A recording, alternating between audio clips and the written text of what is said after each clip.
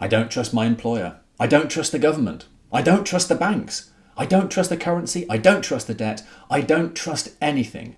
And so I don't see how you all of a sudden get the trust back. So says Jordi Visser, a market analyst speaking to Anthony Pompliano.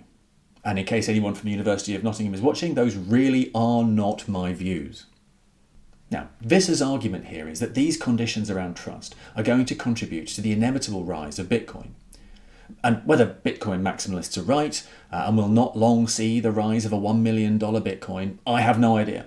I am a philosopher of trust. You should not take financial advice from me.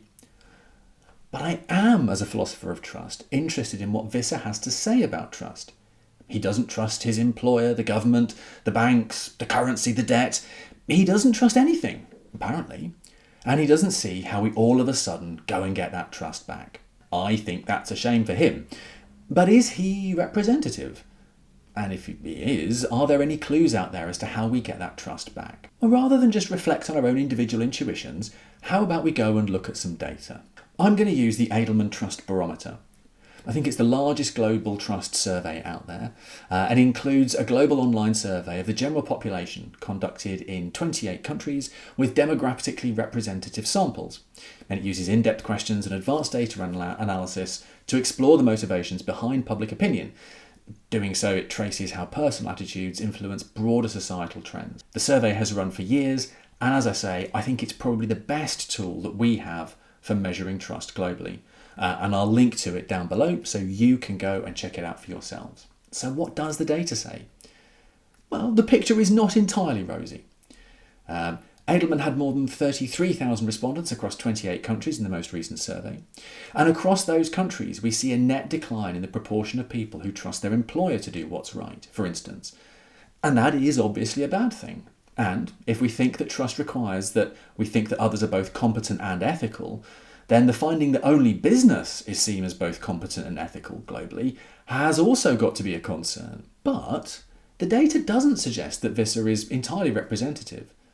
The majority of people trust businesses, NGOs, government, and the media to do what's right. Now, to be sure, those majorities are slim, but they're there. So I don't think that the data quite supports the idea that Visser is representative here. So what about this claim that he makes, that he doesn't know how to see all of a sudden how you get the trust back? Well, I don't see how you can do it all of a sudden. But, happily, drawing on the data, the Trust Barometer survey spells out a range of different routes open to us to try and restore trust. We can have a walk through those. So to start with, grievances must be addressed. Institutional failures over the last 25 years have fueled global grievances, stunting both growth and innovation. And so to navigate this crisis, leaders have got to understand their stakeholders' economic realities, champion where they have those shared interests, and build opportunities for optimism. Business has a license to act. That sense of grievance, the feeling that one has been wronged, makes people more likely to believe that businesses aren't doing enough to address societal issues. And so to address this perception, there are a number of different actions that organisations should, maybe, and could take. So acknowledge obligations. Identify and understand the specific responsibilities your organisation has to its stakeholders. Act on their behalf.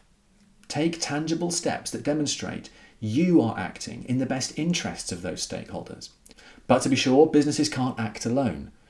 Cooperation among business, government, media and NGOs, kind of a collaboration, is essential to address the root causes of grievance and to help foster trust, growth and prosperity. The last thing that Edelman think we need to do is to make sure that optimism is allowed to grow. When institutions are not trusted to act in the right way, grievances flourish and people's outlook darkens. And to counter this, leaders must prioritise rebuilding trust within their organisations and in their local communities, which will help to lessen the grievances and that sense of grievance and foster a really tangible feeling of optimism. Now, those are all really clear ways forward. Those are actions that we can all take. And so whilst I don't have a crystal ball or a crypto ball, and some of the concerns that Visser raises about low trust are completely fair, there are some areas where trust is low and we need to work hard to improve them, but there are also reasons for optimism. The kind of no-trust social nihilism that Visser describes doesn't seem to be what we actually find in the data. And if we look to that same data, we seem to actually have some pretty clear routes forward to rebuilding trust. So what does all that mean for Bitcoin? No clue. Hodl if you want to. But clearly when it comes to trust, there are things that we can do. That's all from me for today. If you enjoyed the video, give it a like and subscribe to the channel, where we explore what trust is, why it matters, and how to build it. Until next time, stay suitably trusting.